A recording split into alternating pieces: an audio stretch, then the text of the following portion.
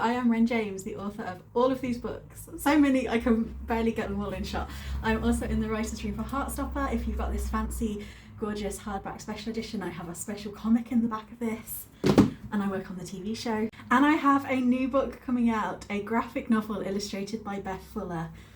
I'm gonna put these down, they're heavy. And today I want to pitch The Victors to you in 60 seconds.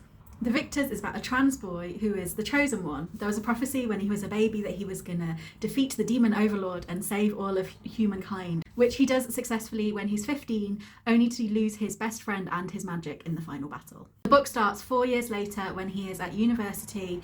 He is very depressed, traumatized, sad, all of these things, but hiding it from himself. And he's also the most famous popular person on campus because he saved the world. There are wall posters of everywhere of him in his military uniform looking handsome. And then one day his new flatmate arrives, Medusa, who was on the demon side during the war. She was one of their best military leaders and she escaped during the final battle, went off to live as a raven with a flock, and now years later she is trying to return to human society at the university as an art student.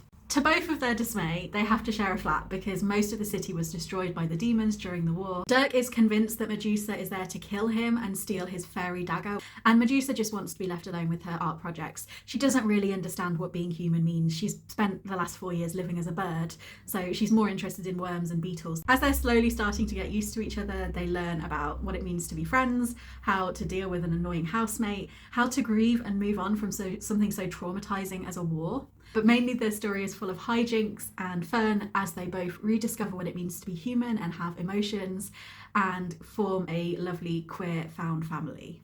Probably the best pitch I have for The Victors is to tell you that I got a tattoo of Medusa. Here she is, which I've never done before for any of my characters, but I love her so much and I love Beth's art that I just had to immortalise her on my skin.